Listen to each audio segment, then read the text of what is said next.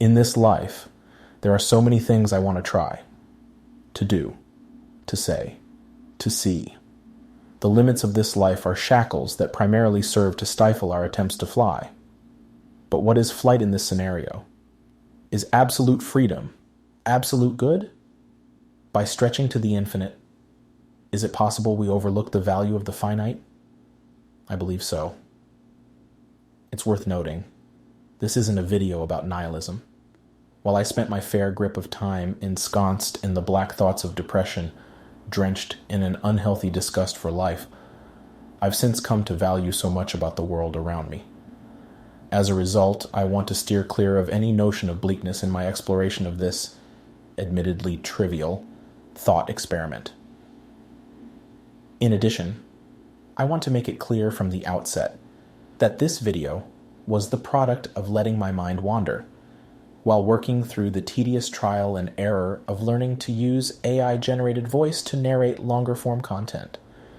If the faux me that gets produced cannot accurately convey the array of emotions required for portraying a relatively unserious series of musings, I will simply chalk it up to the learning curve.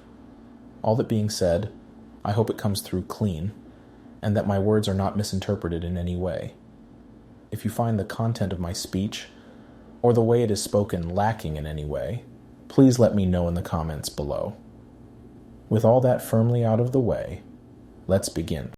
It is my firm belief that it is only through our perpetually humbled eyes that we find value in the smallest aspects of existence. Why else would some forego the trek to the highest peak, content with the valley of peace and wheat? If we truly cannot be satisfied with less, why do only a few choose to climb? And why do even fewer reach the top? A Marxist would tell us that those who climb are evil for doing so. A Buddhist would say they are simply misguided. The evolutionary biologist, however, might say that it is ingrained in us to seek more, even if that very desire leads to its own form of discontent, a sort of Icarus gene marching us toward a greatness that will ultimately doom us. Perhaps, to the dismay of all three, there is a divine element. Perhaps we seek what once was. It's true that many creation myths believe that we interacted with the divine far more often, or at least more openly, at the dawn of humanity. If it isn't obvious, I don't have any more answers than the scientist, ideologue, or zealot. I simply posit the question and in turn attempt to answer. You too could answer if you so desired.